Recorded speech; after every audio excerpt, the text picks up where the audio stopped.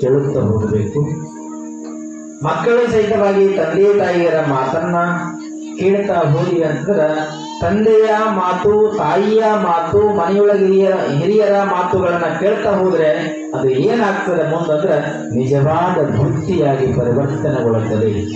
ದೊಡ್ಡ ಮಕ್ಕಳಾದ ಬಳಿಕ ಬಹಳ ಚಂದ ಜೀವನ ಸುಖ ಇರುತ್ತದೆ, ಇಲ್ಲಂದ್ರೆ ಹಿಂಗ ದಾಂಧೆ ಇರ್ತದೆ ಜೀವನ. ಇದು ತಿಳುವಳಿಕೆ ಇದ್ರೆ ಬಹಳ ಚಲೋ ಇರ್ತದೆ. ತಿಳುವಳಿಕೆ ಇಲ್ಲಾಂದ್ರೆ ನಿನ್ನೆ ಹೇಳ್ತೀನಿ ನೋಡು ಕಥೆ, ನಾನು ನೋಡಿ ನೋಡಿ ನೆನಪಾಗ್ತದೆ. ಮತ್ತೆ ಏನೋ ಒಂದು ಕಥೆ ನನಗೆ ಸುಮ್ಮಿದ್ರೆ ಕಥೆ ಹೇಳಂಗಿಲ್ಲ. ಇಲ್ಲ ನಿನ್ನ ಕಥೆನೇ ಹೇಳ್ತಿರು. ನಿನ್ನ ಹೆಸರೇನು? ನಿನ್ನ ಹೆಸರೇನವ? ಮಲ್ಲಮ್ಮ. ಹೆಬ್ರಡ್ಡಿ ಮಲ್ಲಮ್ಮ ಬಂದು ನೋಡಿ.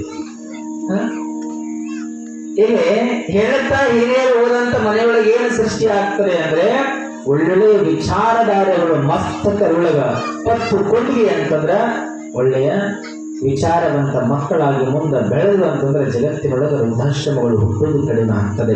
ಇದು ಬುದ್ಧಿಗೆ ಪ್ರವಚನ ಅಂತಕ್ಕಂಥದ್ದು. ಪುರಾಣ ಪುಣ್ಯಕಥೆಗಳಲ್ಲಿ ಅದೇ ಹೇಳ್ತಾರೆ, ಮನೆಯೊಳಗೆ ಹೆಂಗ್ ಬದುಕಬೇಕನ್ನುವಂಥ ವಿಚಾರಧಾರೆಗಳಿದ್ರೆ ಇಲ್ಲಿ ಅನಂತ ವಿಚಾರಧಾರೆಗಳು ಇಲ್ಲಿ ಪ್ರವಚನದೊಳಗೆ ನಾವೆಲ್ಲ ಸಾಗರೋಪಾದಿಯಲ್ಲಿ ನಾವೆಲ್ಲ ಮೆಲುಕು ಹಾಕಬಹುದು ಅನ್ನುವಂಥ ಮಾತು. ಅದಕ್ಕೆ ಸಂಸ್ಕೃತ ಸುಭಾಷಿತಕಾರರು ಬಹಳ ಚಂದ ಹೇಳ್ತಾರೆ, ಜಗತ್ತಿನೊಳಗ ಸಂಸ್ಕೃತ ವೇದಾಧ್ಯಯನವನ್ನ ಮಕ್ಕಳಿಗೆ ಮಾಡಿಸಬೇಕಂತ ಹೇಳ್ತಾರೆ. ಎಂತ ಮಾತು ಹೇಳ್ತಾರೆ ಸಂಸ್ಕೃತದೊಳಗ ಅಂತಂದ್ರೆ, ಪ್ರಥಮ ವಯಸ್ಸಿ ಭಕ್ತಂ ತೋಯಮಲ್ಪಂ ಸ್ಮರಂತಾಹ ಶಿರಸಿ ನಿಹಿತ ಭಾರ ನಾರೀಕೇಳ ನರಾಣ ಸಲಿಲಮೃತ ಕಲ್ಪಂ ಗಡ್ಡುರಾಜೀವನಾಂತಂ ನಹಿ ಕೃತಮೋಪಕಾರಂ ಸಾಧವೋ ವಿಸ್ಮರಂತಿ. ಎಷ್ಟು ಚಂದ ಬರೀತಾರಲ್ಲ ಸಂಸ್ಕೃತ ಮಾತುಗಳು, ಬಹಳ ಚಂದ ಇರುತ್ತವೆ. ಗುರುಗಳೇ ಓದೋದಕ್ಕೆ ಬಹಳ ಕಷ್ಟ ಆಗ್ತದ, ಮಕ್ಕಳಿಗೆ ಎಲ್ಲಿ ಹೇಳಿಸೋದಂತ ನಾವು ಅಂತೀವಿ. ಅದಿಲ್ಲ, ನಾವು ಹೇಳೋದಕ್ಕೆ ಬಹಳ ಕಷ್ಟದ ಸಂಸ್ಕೃತ ಶ್ಲೋಕಗಳನ್ನ ಮಕ್ಕಳಿಗೆ ಕಲಿಸ್ಬೇಕಾದ್ರೆ ಬಹಳ ಕಷ್ಟ ಅಂತೀವಿ. ಅದಕ್ಕೆ ಮೊದಲು ಹೇಳ್ತೇನ್ರಿ, ಮನೆಯೊಳಗ ಕನ್ನಡ ವ್ಯಾಕರಣವನ್ನ ಸ್ಕೂಲ್ ಮೇಷ್ಟ್ರು ಹೇಳಿಕೊಟ್ಟಾಗ ಮಕ್ಕಳಿಗೆ ಒಂದಿಷ್ಟು ನಾವೆಲ್ಲ ಕೇಳಬೇಕು. ಹೌದಿಲ್ಲ? ಸ್ವಲ್ಪ ಅಮ್ಮ ಗಲಾಟೆ ಮಾಡ್ತದೆ ಮಕ್ಕಳು ನೋಡಿದ್ರೆ, ನಿಮ್ಮ ಮಕ್ಕಳು ಕರ್ಕೋಬೇಕ್ರಿ. ಬಹಳ ಜನ ಬಂದಿರಿ ಗಲಾಟೆ ಇಟ್ಟು ನಾನೇನು ಹೇಳ್ಬೇಕು ಹೇಳಿ? ಸಂಸ್ಕಾರ ಇಲ್ಲ ಅಂದ್ರೆ ಹೆಂಗ ಆಗ್ತದೆ ಅನ್ನೋದಕ್ಕೆ ಒಬ್ಬ ಮದುವೆ ಮಾಡ್ಕೊಂಡಿದ್ದಾರೆ. ಸಂಸ್ಕಾರ ಇಲ್ಲ ಅನ್ನೋದಕ್ಕೊಬ್ಬ ಮದುವೆ ಮಾಡ್ಕೊಂಡಿದ್ದ. ಮದುವೆ ಆದ ಬಳಿಕ 4 ಜನ ಮಕ್ಕಳಾಗಿದ್ರು ಅವರು. ಯಾಕೆ 4 ಜನ ಮಕ್ಕಳಾಗಿತ್ತು. ಅವನ ಬಡತನ ದುಡಿದು ಆಗ್ತಿದ್ದ ಕರೆ ಅಷ್ಟು ದುಡಿದು ಒಂದು ತುತ್ತು ಪ್ರಸಾದ ಮನೆಯೊಳಗೆ ಇಡ್ತಿರ್ಲಿಲ್ಲ. ಇಲ್ಲೇನಾಯ್ತು, ವಯಸ್ಸಾಗಿ ಅಜ್ಜಿ ಇತ್ತು, ಹೆಂಡತಿ ಗಂಡಗಂತಿದ್ರು, ನಿಮ್ಮವ್ವ ಸತ್ತ ಅಂದ್ರೆ ನಾವು 5 ಜನ ಚಂದ ಊಟ ಮಾಡೋದು ಅಂತಿದ್ರು. ಏನ್ರಿ, ನಿಮ್ಮವ್ವ ಸತ್ರ ನಾವು 5 ಜನ ಮಕ್ಕಳು ನಾನು ನೀನು ಕೂತ್ ಬಾಳ ಚಲೋ ಊಟ ಮಾಡ್ತೀವಿ ಅಂದ್ರು. ಮತ್ತೆ ಇನ್ನೂ ಅನ್ಸದ್ದಿಂದ ಒಕ್ಕಳ ಬಿಡು ಶಿವನ ಪಾರ್ ಸೇರ್ತಾಳ ಅಂತ ಗಂಡ ಅಂದ. ತಾಯಿ ಬಗ್ಗೆ ಅಕಸರ ಬಿಟ್ಟುಕೊಡಕ್ ಆಗಂಗಿಲ್ಲಲ್ಲ. ಎಲ್ಲಿ ದಿನ ನೋಡ್ತೀನಿ ಸಾಯ್ಬೋದು, ಉಂಡು ಗಂಟು ಮುಟ್ಟಾದ ಮುದುಕಿ ಸಾಯಂಗಿಲ್ಲ, ಅದು ನಮ್ಮನ್ನು ಸಾಯಿಸ್ತಾರ ಅಂದ್ರೆ ಆ ತಾಯಿಗೂ ಸಂಸ್ಕಾರ ಇಲ್ಲ, ವಯಸ್ಸಾಗ್ತದೆ ಅನ್ನುವಂತ ಅರಿವಿಲ್ಲ. ಯಾವಾಗ ಹೆಂಡತಿ ಮಾತು ಗಂಡ ಕೇಳಿದ, ಏನ್ ಮಾತಾಡ್ಬೇಕನ್ನ ವಿಚಾರ ಬೇಕ್ರಿ. ಹೆಂಡತಿ ಮುಂದ ಏನ್ ಮಾತಾಡ್ಬೇಕನ್ನುವಂತ ವಿಚಾರ ಬೇಕಾಗಿತ್ತು. ಹೆಂಡತಿ ಹೇಳದಂತ ಕೇಳಿದ. ತಾಯಿಗೆ ಏನಂದ, ಯವ್ವ ನಿನ್ನ ಶ್ರೀಶೈಲಿ ಕರ್ಕೊಂಡು ಹೋಗ್ತೀನಿ ಅಂದ. ತಾಯಿಗೆ ಏನ್ ಹೇಳ್ದ, ಶ್ರೀಶೈಲಿ ಕರ್ಕೊಂಡು ಹೋಗ್ತೀನಿ ಅಂತ ಹೇಳ್ದ. ಮಗ ಆಗ್ಲಿ ಅಂದ್ರು ತಾಯಿ. ಸಣ್ಣ ಸಣ್ಣ ಮಕ್ಕಳದ್ದು ಸಣ್ಣ ಸಣ್ಣ ಮಕ್ಕಳನ್ನ ಮುದ್ದಾಡಿ ಅಪ್ಕೊಳ್ತಾಳ ವಯಸ್ಸಾಗಿರುವಂತ ಅಜ್ಜಿ. ಆ ತಾಯಿ ಸಣ್ಣ ಸಣ್ಣ ಮಕ್ಕಳಿಗೆ ಮುದ್ದಾಡಿ ಅಪ್ಕೊಂಡು, ಮಕ್ಕಳೇ ನಾನು ಇನ್ನು ಬರ್ತೀನಿ, ಸಸಿ ನನ್ನ ಮಗನ ಚಲೋ ನೋಡ್ಕೊ ನಾನು ಬರ್ತೀನಿ ಅಂತ ಹೇಳಿದ್ರು. ಮಗ ನನ್ನ ಹೆಂಗ್ ಕರ್ಕೊಂಡು ಹೋಗ್ತೀನಿ, ಮಗ ನನ್ನ ಹೆಂಗ್ ಕರ್ಕೊಂಡು ಹೋಗಿ ಅಂದಾಗ ಬುಟ್ಟಿ ಮಾಡ್ತೀನಮ್ಮ, ಆ ಬುಟ್ಟಿಯೊಳಗ ನೀ ಕೂತ್ಕೋ, ನಿನ್ನನ್ನು ಹೊತ್ತುಕೊಂಡು ಕರ್ಕೊಂಡು ಹೋಗ್ತೀನಿ ಅಂತ ಮಗ. ಆಯ್ತು ಮಗ, ಯಾಕಾಗಲಿ ಹೋಗೋ ನಡಿ ಅಂತ ತಾಯಿ ಹೇಳಿದ್ರು. ಬೆಳಗಿನ ಜಾವ ಬಿಟ್ಟ ತಾಯಿಯನ್ನ ಹೊತ್ತುಕೊಂಡು ಒಂದು ಬುಟ್ಟಿಯೊಳಗ ಬೆಳಗಿನ ಜಾವ ತಾಯಿನ ಹೊತ್ಕೊಂಡು ಅಂತ ಹೋದ. ತಾಯಿ ಮಲಗುತ್ತದೇನೋ ಅಂತ ವಿಚಾರ ಮಾಡ್ಯಾನ. ಇಡೀ ಒಂದು ದಿನ ನಡೆದ ತಾಯಿ ಮಲಗಲಿಲ್ಲ. ವಯಸ್ಸಾಗಿರ್ತಕ್ಕಂಥವರಿಗೆ ನಿಧಿಯಲ್ಲಿ ಬರ್ತದೆ, ಅನಂತ ರೀತಿಯ ಚಿಂತೆಗಳಿದ್ದಾಗ ವಯಸ್ಸಾಗಿರ್ತಕ್ಕಂಥವರಿಗೆ ನಿಧಿ ಬರೋದಿಲ್ಲ. ಮತ್ತೆ ಒಂದಿನ ಬೆಳಕಾಯಿತು, ಮಾರನೇ ದಿನ ಆ ತಾಯಿ ಎತ್ಕೊಂಡು ಹೋಗುವಂತ ಸಂದರ್ಭದೊಳಗೆ ಏನ್ ಮಾಡಿದ್ರು ಅಂದ್ರ, ಎಲಿ ಗಿಡ ನಟ್ಟಿರ್ತದ ನೋಡ್ರಿ, ಎಲಿಗಳ ನಿನ್ ಕೈಗೆ ಏನ್ ಸಿಗ್ತೈತಿ 2 ಕೈ ಹಿಂಗ ಹರಿದು ಹಾಕ್ತಾ ಹೋಗಿರ್ತೀರಿ ಬೆಳ್ಳ ತನಕ. ಮಧ್ಯರಾತ್ರಿ 2ನೇ ದಿನಕ್ಕೆ ಆಯ್ತಲ್ಲ, ಮಗ ಎಷ್ಟು ದೂರ ನಡೀತೀವೋ ನೀನು, ಮಗನೇ ಎಷ್ಟು ದೂರ ನಡೀತೀನಿ ನಿಂದ್ರಿಸು ಅಂತ ತಾಯಿ. ಭಾರ ಆಯಿತು ಏನೋ ಅನಿಸ್ತದ ಹೆತ್ತ ತಾಯಿಗೆ. ಮಗ ನಿಂದ್ರಿಸು ಅಂದ್ರು ತಾಯಿ. ಅಂದಾಗ ನನ್ನಂತೂ ಗೊತ್ತದ ನೀ ಏನ್ ಮಾಡ್ತೀನೋ ಅಂತ, ನನ್ನ ಬಿಟ್ಟು ಹೋಗಿ ನೀನು ಸಂತೋಷ ಆಗ್ಯದ, ಆಗ ನೀ ಚಲೋ ಇರು.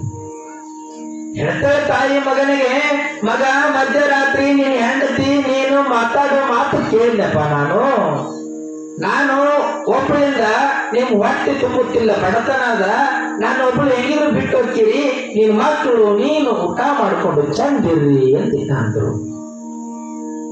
ಮಗ ಅಂದ, ಇಟ್ಟೋ ತನಕ ಮಲಗಲಿಲ್ಲ, ಹಂಗೆ ಬಂದಿಲ್ಲ ಅಂತ ಮಗ ಕೇಳಿದ. ಮತ್ತ ಆ ಮಾತು ಬಿಟ್ಟು, ಮಗ ಯಾಕ ಮಲಗಲಿಲ್ಲ ಅಂತಂದ್ರ ನನಗೆ ನೀತಿಯಲ್ಲಿ ಬರ್ತದಪ್ಪ, ನೀ ಮರಳಿ ಹೋಗ್ಬೇಕಲ್ಲ, ನೀನು ಊರು ಮುಟ್ಟಬೇಕು, ಮರಳಿ ದಾರಿ ಒಳಗೆ ನಿನ್ನ ದಾರಿ ಗುರುತು ಸಿಗ್ಬೇಕು, ನಿನ್ನ ದಾರಿ ತಪ್ಪುತ್ತಂದ್ರೆ ಹೆಂಗ್ ಮಾಡ್ಲಿ ನಾ ಅಂತ ತಿಳ್ಕೊಂಡು ದಾರಿ ಉದ್ದಕ್ಕೆ ನಾನು ಇಟೋ ತನಕ ಕರ್ಕೊಂಡ್ ಬಂದಿಯಲ್ಲ. 1.5 ದಿನ ಎಲ್ಲಾ ಕಡೆ ಗಿಡಗಳನ್ನ, ಸಣ್ಣ ಸಣ್ಣ ಗಿಡಗಳನ್ನ ಕೀಳಿ ಪತ್ರಿ ಎಲೆಗಳನ್ನ ಹಾಕೀನಿ. ಮಗ ಯಾಕೆ ಹಾಕೀನಿ ಅಂತಂದ್ರ ನನ್ನ ಎಲ್ಲೋ ಒಂದು ಕಡೆ ಕಾಡ ಅರಣ್ಯದಲ್ಲಿ ಬಿಟ್ಟು ಹೋಗ್ಲಾಕತ್ತಿ, ಆದ್ರೆ ನನಗೆ ದಾರಿ ತಪ್ಪಬಾರದು, ನನ್ನ ಮಗ ನನ್ನ ಮನೆ ಮುಟ್ಟಬೇಕು ಅಂತ ಹರಿದೀನಿ ಅಂತಾಳೆ ತಾಯಿ.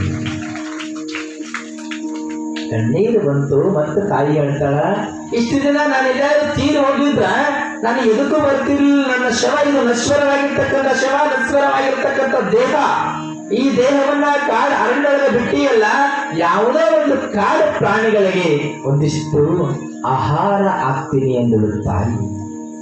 ಎಂತ ಮಾತು ಇದು! ಸಂತೋಷದ ಮಗ ನೀನು ಹೊರಡು ಅಂದಾಗ ಮಗ ಅಂತಾನೆ, ಯವ್ವ ತಪ್ಪಾಯ್ತು, ನನಗೆ ಅಜ್ಞಾನ ಬೆಳೆದಿತ್ತು, ಇನ್ನು ಮುಂದೆ ಇಂಥ ವಿಚಾರ ಮಾಡೋದಿಲ್ಲವ, ಮನೆಗೆ ಹೋಗೋಣ ಅಂತ ಕಾಲಿಗೆ ಶರಣಾಗತನಾಗ್ತಾನ ಮಗ. ಇದಕ್ಕೆ ಅನ್ನೋದು ನೆತ್ತಿಗೆ ಬುದ್ಧಿ ಅಂತಕ್ಕಂಥ ಪ್ರವಚನ ಬೇರೆ, ಅವನಿಗೆ ತಿಳುವಳಿಕೆ ಬೇಕ್ರಿ. ತಿಳುವಳಿಕೆ ಇಲ್ಲ ಅಂತಂದ್ರೆ ಅಜ್ಞಾನ ಮಾಡುತ್ತದೆ. ಅದಕ್ಕೆ ಸಂಸ್ಕೃತ ಸುಭಾಷಿತಕಾರರು ಹೇಳಿದ್ರು, ಪ್ರಥಮ ವಯಸ್ಸಿ ದತ್ತಂ ತೋಯಮಲ್ಪಂ ಸ್ಮರಂತ ಆಸಿರಿ ಶ್ರೀಕಾಭಾರ ನಾರೀಕೇಳ ನರಾಣ ಸರಿಲಮೃತ ಕಲ್ಪಂ ತದ್ದುರಾ ಜೀವನಾಂತಂ ನಹಿ ಕುತಮಪಕಾರಂ ಸಾಧವೋ ಸ್ಮರಂತಿ. ಪ್ರಥಮ ವಯಸ್ಸಿ ದತ್ತಂ. ದತ್ತಂ ಅಂದ್ರೆ ತೆಂಗಿನ ಮರಕ್ಕೆ ದತ್ತಂ ಅಂತ ಕರೀತಾರೆ ಸಂಸ್ಕೃತ ಶ್ಲೋಕದೊಳಗೆ. ಒಬ್ಬ ಮನುಷ್ಯ ತೆಂಗಿನ ಮರವನ್ನ ಬೆಳೆಸ್ತಾನ್ರಿ. 1 ವರ್ಷ 3 ತಿಂಗಳು ಹಣ್ಣು ಕೊಡೋದಿಲ್ಲ, ತೆಂಗಿನ ಮರ ಕೊಡ್ತದೇನ್ರಿ? ಅದಕ್ಕೂ ಒಂದಿಷ್ಟು ವಯಸ್ಸಾಗ್ತಾ ಇರ್ತದೆ ಗಿಡಕ್ಕೆ. ಅದು ವಯಸ್ಸ ತಾರುಣ್ಯಕ್ಕೆ ಬಂದ ಮೇಲೆ ಒಂದಿಷ್ಟು ಫಲ ಕೊಡುತ್ತದೆ. ಆ ಒಬ್ಬ ಮನುಷ್ಯ ತೆಂಗಿನ ಮರವನ್ನ ಬೆಳೆಸುವಂತ ಸಂದರ್ಭದೊಳಗೆ ಏನ್ ಮಾಡ್ತಾನೆ, ಅದಕ್ಕೆಲ್ಲ ಚೌಕಟ್ಟಾಗಿ ಮುಳ್ಳು ಗಿಡನ ಎಲ್ಲ ಹಚ್ತಾನೆ, ಯಾವುದೇ ದನಕರುಗಳು ತಿನ್ನಬಾರದು ಅಂತ ತಿಳ್ಕೊಂಡು ಚಂದ ಹಚ್ಚಿ ಬೆಳೆಸ್ತಾನೆ. ಅದಕ್ಕೆ ನೀರು ಹಾಕ್ತಾನೆ, ಅದಕ್ಕೆ ರೋಗ ಬಂದಾಗ ಒಂದಿಷ್ಟು ಇಂಜೆಕ್ಷನ್ ಮಾಡಿಸ್ತಾನೆ. ಮಕ್ಕಳಂಗ ತೆಂಗಿನ ಮರವನ್ನ ಒಬ್ಬ ಮನುಷ್ಯ ಬೆಳೆಸಿ ಜೋಪಾನ ಮಾಡಿದ ಬಳಿಕ ಆ ಮರ ಬೆಳೆದು ನಿಂತಿದೆ. ಬಹಳ ಚಂದ ಮರ ಬೆಳೆದು ನಿಂತದ. ತೆಂಗಿನ ಮರ ಬೆಳೆದು ನಿಂತ ಬಳಿಕ ಈ ತೆಂಗಿನ ಮರ ಈ ಮರವನ್ನ ಬೆಳೆಸನಲ್ಲ ಮನುಷ್ಯ, ಈ ಮನುಷ್ಯನ ಜೊತೆ ಮಾತಾಡುತ್ತದೆ. ತೆಂಗಿನ ಮರ ಮಾತಾಡ್ತದ್ರೆ ಬಂಧುಗಳು, ಎಷ್ಟು ಚಂದ ಮಾತಾಡ್ತದೆ ತೆಂಗಿನ ಮರ ಅಂತಂದ್ರ, ಹೇ ಮಾನವ, ಭಗವಂತ 100 ವರ್ಷ ಆಯುಷ್ಯವನ್ನ ಕೊಟ್ಟಾನ, ಏನು ಮಾತನಾಡಬೇಕೆನ್ನುವಂತ ಪರಿಜ್ಞಾನ ಇಲ್ಲ ನಮ್ಮ ಮಗಳಿಗೆ. ಆದ್ರೆ ಮರ ರೀ, ಒಂದು ಮರ ಮಾತಾಡುತ್ತದೆ, ಎಷ್ಟು ಚಂದ ಮಾತಾಡುತ್ತದೆ. ಇಷ್ಟು ದಿನಗಳ ಕಾಲ ನನ್ನನ್ನ ಬೆಳೆಸಿದೆಯಲ್ಲ, ಇಷ್ಟು ನನ್ನನ್ನ ಜೋಪಾನವನ್ನ ಮಾಡಿ ಅಕ್ಕರೆಯಿಂದ ಬೆಳೆಸಿದೆಯಲ್ಲ, ಅದಕ್ಕೆ ತೆಂಗಿನ ಮರ ಹೇಳ್ತು, ನನ್ನ ಮೇಲೆ ನನ್ನ ಜೀವಿತ ಉದ್ದಕ್ಕೂ, ನನ್ನ ಜೀವಿತ ಅವಧಿಯವರೆಗೂ ನಾನು ನನ್ನ ಮೇಲೆ ಭಾರವನ್ನ ಹೊತ್ತುಕೊಂಡು ನನಗೆಷ್ಟೇ ಭಾರವಾಗಲಿ ನೀ ನನ್ನ ಬೆಳೆಸಿ ಎಂದ ಬಳಿಕ ನಿನಗೆ ನಾನು ಸಿಹಿಯಾದ ಎಳನೀರು ಕುಡಿಸ್ತೀನಿ ಅಂತ ಒಂದು ಮರ ಮನುಷ್ಯನಿಗೆ ಹೇಳಿತು. ಕೇವಲ ಒಂದು ಮರ ಸಿಹಿಯಾದ ಎಳನೀರು ಕುಡಿಸ್ತೀನಿ ಅಂತ ಹೇಳಿತು. ಹೆತ್ತ ತಂದೆ ತಾಯಿ 25 ವರ್ಷಗಳ ಕಾಲ ಬೆಳೆಸ್ಯಾರೆ, ಒಳ್ಳೆಯ ವಿದ್ಯಾವಂತರನ್ನಾಗಿ ಮಾಡ್ಯಾರೆ. ವಿದ್ಯಾವಂತರಾದ ಬಳಿಕ ಮಕ್ಕಳು ಬಿಟ್ಟಂತಂದ್ರೆ ತೆಂಗಿನ ಮರಕ್ಕೂ ನಮಗೆ ಎಷ್ಟು ವ್ಯತ್ಯಾಸ ಇರಬೇಕು ವಿಚಾರ ಮಾಡ್ರಿ. ಅರಿವಿನ ಜನ್ಮ ಅಂತ ಹೇಳ್ತೀವಿ ನಾವೆಲ್ಲ, ಎಲ್ಲದ ಅರಿವು ನಮಗೆ. ತೆಂಗಿನ ಮರಕ್ಕಿದ್ದ ಅರಿವು ನಮಗಿಲ್ಲ ರೀ. ಅದೇನ್ರಿ ನಮಗೆ ತೆಂಗಿನ ಮರಕ್ಕಿದ್ದ ಅರಿವು ಇತ್ತಂದ್ರೆ ಕಾಡಾರಣ್ಯದೊಳಗೆ ಮಗ ತಾಯಿನ ಬಿಡಕ್ ಹೋಗ್ತಿರ್ಲಿಲ್ಲ. ಒಂದು ತುತ್ತು ಅನ್ನ ಹಾಕಲಾರಷ್ಟು ನಾವು ಪಾಪಿಷ್ಠರಾಗುವಂತ ಪ್ರಸಂಗಗಳು ಬಂದಿದ್ದಾವೆ ಇವತ್ತಿನ ಪರಿಸ್ಥಿತಿಯೊಳಗ. ಯಾರು ನಮ್ಮನ್ನ ರಕ್ಷಣೆಯನ್ನು ಮಾಡಿರ್ತಾರೆ ನಹಿ ನಹಿ ಕೃತಂ ಉಪಕಾರಂ ಸಾಧವೋ ವಿಸ್ಮರಂತಿ ಅಂದರೆ ಯಾರು ನಮ್ಮನ್ನ ಜಪಾನ ಮಾಡ್ಯಾರೆ, ಯಾರು ನಮ್ಮನ್ನ ರಕ್ಷಣೆಯನ್ನ ಮಾಡ್ಯಾರೆ. ಒಬ್ಬ ಮನುಷ್ಯನಿಂದ ನಾವು ಉಪಕಾರವನ್ನ ಪಡೆದೀವಿ ಅಂತಂದ್ರ ಶಾಶ್ವತವಾಗಿ ನಾವೆಂದಿಗೂ ಅವರನ್ನ ಮರಿಕೊಡ್ತೀವಿ. ತಾಯಿ ಋಣವ ಮರಿಬ್ಯಾಡ, ದುಡುಕಿ ನೀನು ಹೊಡಿಬ್ಯಾಡ,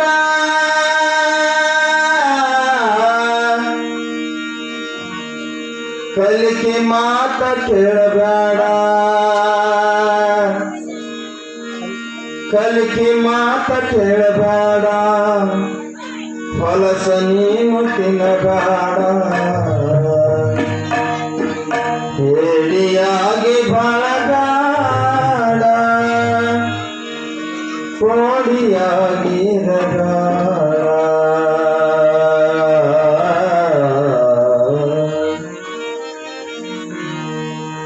ತಾಯಿ ತಂದಿನ ಮರಿಬೇಡ, ಮರೆತು ನೀನು ಇರಬೇಡ, ತಾಯಿ ತಂದಿನ ಮರಿಬೇಡ, ಮರೆತು ನೀನು ಇರಬೇಡ, ಮಂದಿ ಮಾತ ಕೇಳಬೇಡ, ಮಂದಿ ಮಾತ ಕೇಳಬೇಡ, ಮೊದಲ ದಾರಿ ಬಿಡಬೇಡ, ಮಂದಿ ಮಾತ ಕೇಳಬೇಡ, ಮಂದಿ ಮಾತ ಕೇಳಬೇಡ, ಮೊದಲ ದಾರಿ ಬಿಡಬೇಡ, ತಾಯಿ ತಂದಿನ ಮರಿಬೇಡ, ಮರೆತು ನೀನು ಇರಬೇಡ, ತಾಯಿ ತಂದಿನ ಮರಿಬೇಡ, ಮರೆತು ನೀನು ಇರಬೇಡ.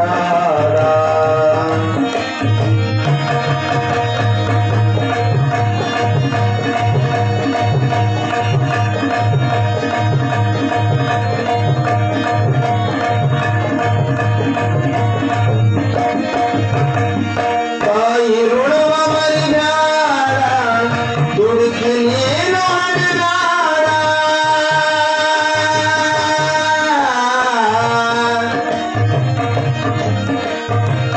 ತಾಯಿ ಋಣವ ಮರಿಬೇಡ, ದುಡುಕಿ ನೀನು ಹೊಡಿಬೇಡ, ಕಲಿಕೆ ಮಾತ ಕೇಳಬೇಡ, ಕಲಿಕೆ ಮಾತ ಕೇಳಬೇಡ, ಹೇಡಿಯಾಗಿ ಬರಬೇಡ, ಕೋಡಿಯಾಗಿ ಇರಬೇಡ, ಹೇಡಿಯಾಗಿ ಬರಬೇಡ, ತಾಯಿ ತಂದಿನ ಮರಿಬೇಡ, ಮರೆತು ನೀನು ಇರಬೇಡ.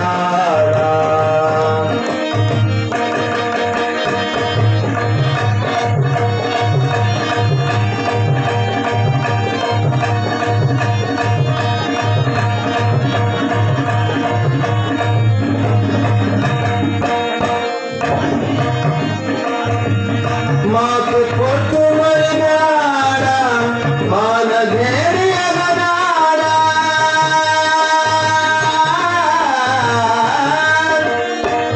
ಮಾತು ಕೊಟ್ಟು ಮರಿಬೇಡ, ಮಾನಧೇರಿಯಗಬೇಡ, ತಂದೆ ತಾಯಿನ ಬೀದಿಗೆ ಹಾಕಿ, ತಂದೆ ತಾಯಿನ ಬೀದಿಗೆ ಹಾಕಿ, ಈಗರ ಊರಿಗೆ ಹೋಗಬೇಡ, ತಾಯಿ ಹಾಲು ಮರಿಬೇಡ, ಕಳ್ಳಿ ಹಾಲ ಕುಡಿಬೇಡ, ತಾಯಿ ಹಾಲ ಮರಿಬೇಡ, ಕಳ್ಳಿ ಹಾಲ ಕುಡಿಬೇಡ, ತಾಯಿ ತಂದಿನ ಮರಿಬೇಡ, ಮರೆತು ನೀನು ಇರಬೇಡ.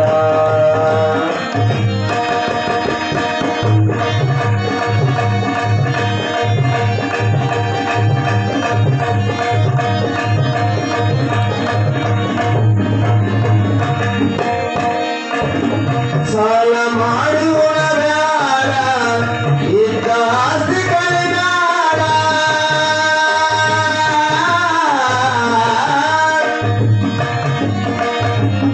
ಸಾಲ ಮಾಡುವಬೇಡ, ಇದ್ದ ಆಸ್ತಿ ಕಳೆಬೇಡ, ಮಂದಿ ನೀನು ಅಳಬೇಡ, ಮುಂದೆ ನೀನು ಅಳಬೇಡ, ಬೀದಿ ಮ್ಯಾಲ ಬೀಳಬೇಡ, ಹೊಂಡ ಮಾಡಿ ಕರಿಬೇಡ,